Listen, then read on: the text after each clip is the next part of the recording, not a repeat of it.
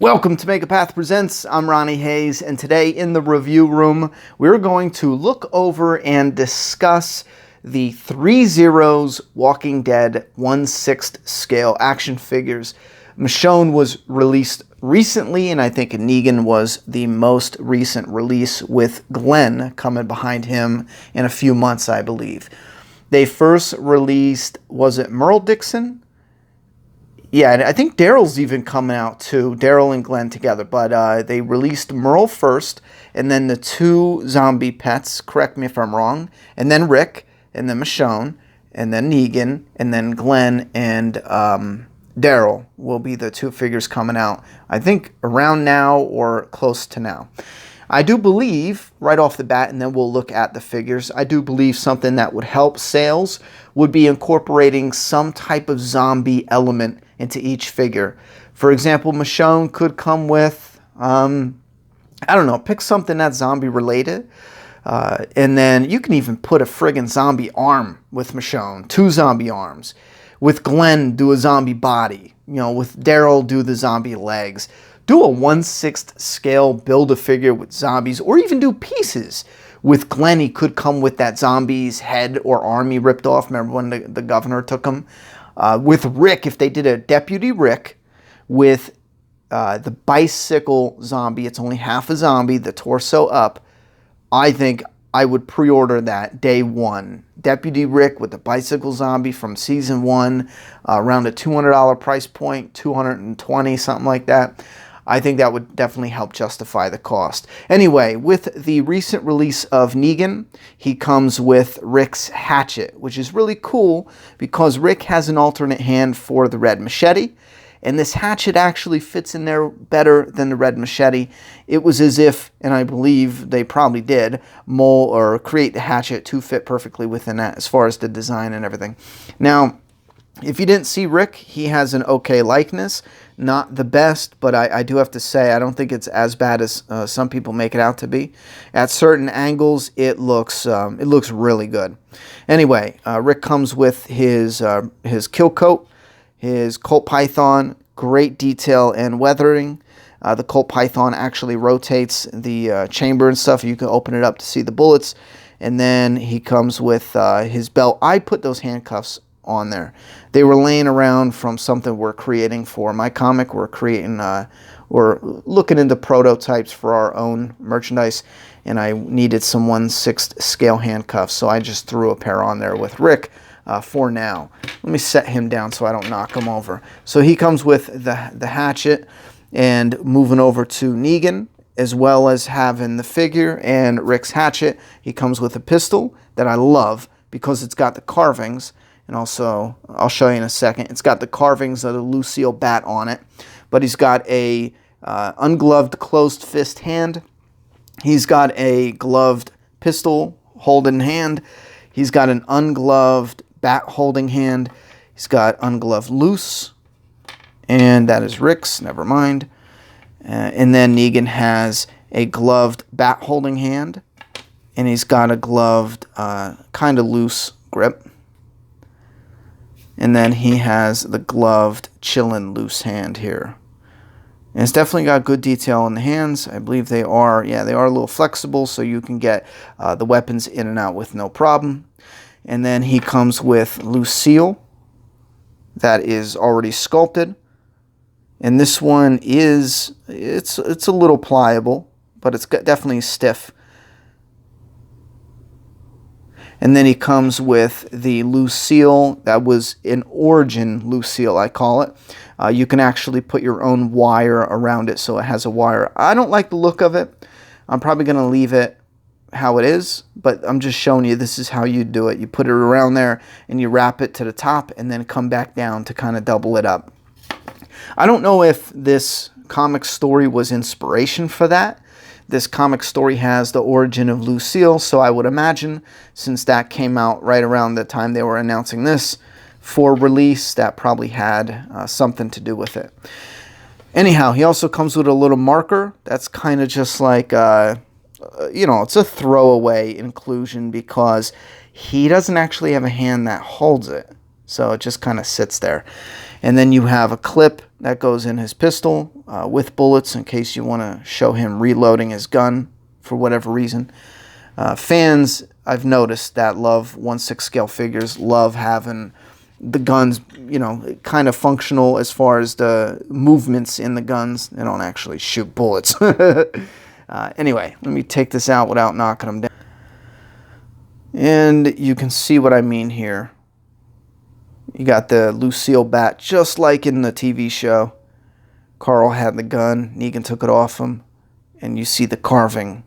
And they did a great job with that. That looks like it was ripped right from the show and shrunk down like a miniature. Incredible work there. And then Negan, from the toes up. Obviously, these type of figures rely heavily on the screen accurate look. And he's got his screen accurate boots with the gray pants, his belt and everything around there, his ammo belt and all that. He's got zippers that actually function on his sleeves and on his leather coat. He's got his red scarf. And one of the biggest cons, he's lacking black paint a little bit that is desperately needed on his chin. I think that would make it look a lot more screen accurate. And then underneath, I don't really want to tear into it, but he does have a white t-shirt. So if you wanted to, you could possibly have a Negan without the scarf, open jacket with just the white shirt, like he was seen a couple times in the movie. And the articulation is what you would expect, highly articulated. You have these joints in here where it's not just a shoulder joint. I think this is my favorite part. I think it's called like a butterfly joint, but it is to move his shoulders up and down to get a good wide range, like forward and back. Hard to do it one hand, but unless I take his outfit off, it is really hard to show you. But the shoulder, imagine like the joint here, it actually moves forward, backward, up and down. So if you wanted to have him holding the bat, for example, you would actually be able to move his shoulders in like that and get more articulation that way. And I think that's necessary for a figure like this, especially coming with the bat and the poses you would have him, or you would imagine him in. As for the Michonne, I think she is my absolute favorite when it comes to likeness. I think they killed it with the likeness on Michonne. And obviously she goes with the zombie pets because they match perfectly. Those are her zombie pets. So having this trio here is just fantastic. Plus, Rick, at the time in the show, there was a moment where Michonne was dressed like this around Rick wearing the white coat. So it does have that, I don't know, TV accurate feel when they're all posed together. But Michonne comes with a cloth hoodie. I don't necessarily like it as much because it kind of just bunches up and just, I don't know.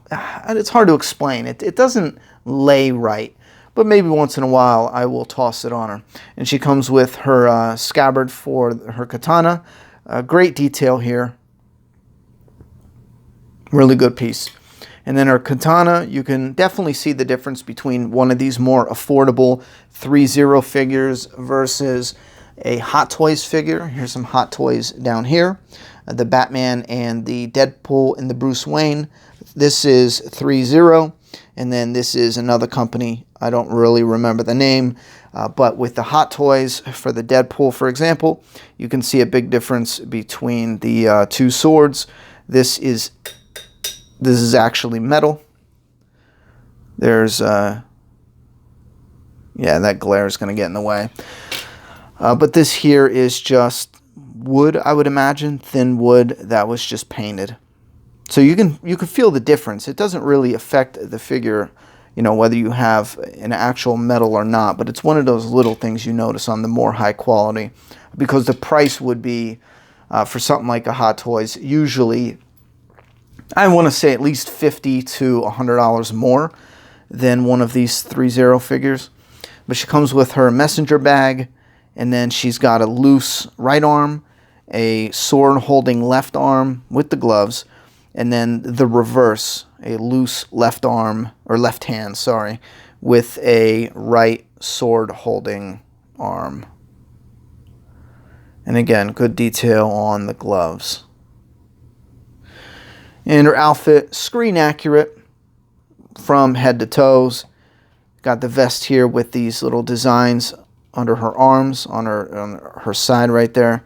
And then the threading, I don't know what that would be called, but this is all screen accurate. Her tush as well is screen accurate. These pants, these cargo type of gray pants, the zipper here actually functions, and then the screen accurate shoes right there. I have a feeling I'm gonna drop her. This is something else I just noticed, but if you look at these hands side by side, and the veins even, they are identical. And these loose hands are Negan, left loose hand, and then Rick's left loose hand.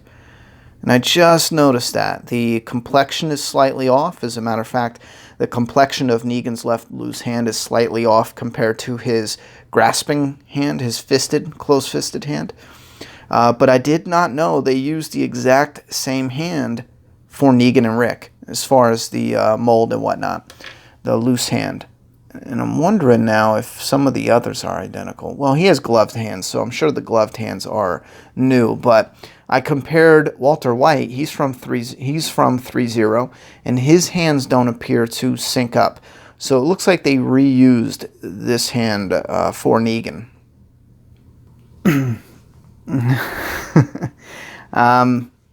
To end the video, I was going to put the figures in a little stance just to end the video, and I thought, you know what, it is neat having it screen accurate with the gun in his waistband.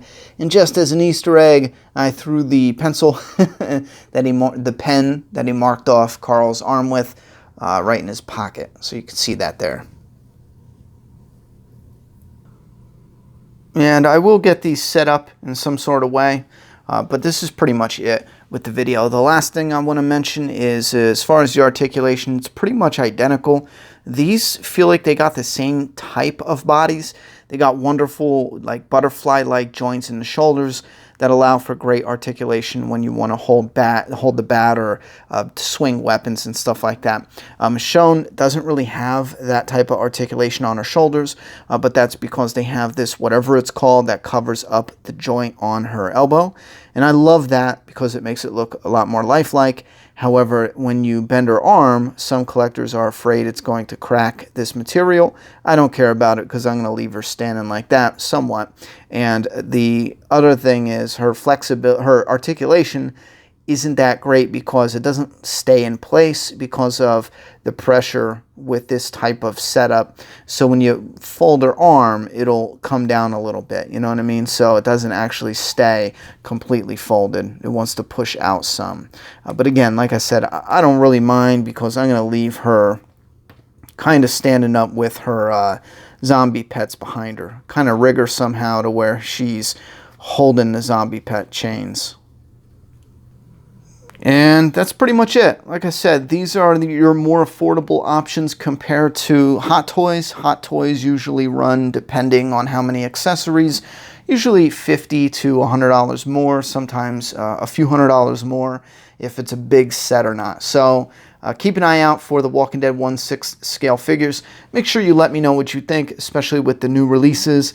I love the likenesses to them. I'm not sure about just releasing characters, especially if they don't have that fancy of or unique type of outfits. I think if they started incorporating some type of zombie-ish, or maybe I'm just saying that because I absolutely love creature features, you know? I love the monsters and stuff. So, I don't know. You guys give me your thoughts and opinions down below. What do you think about that? Do you think they should incorporate some more accessories, or are you happy with what we've got? And how popular do you think this particular brand is in 1/6 scale? And is there anything that could be done to make it more popular, or do you think it's kind of taken a hit because of the fandom as a whole is just not as popular as it used to be? Thoughts and opinions in that comment box. Thanks for coming by the review room, and don't let the door hit you in the ass on the way out.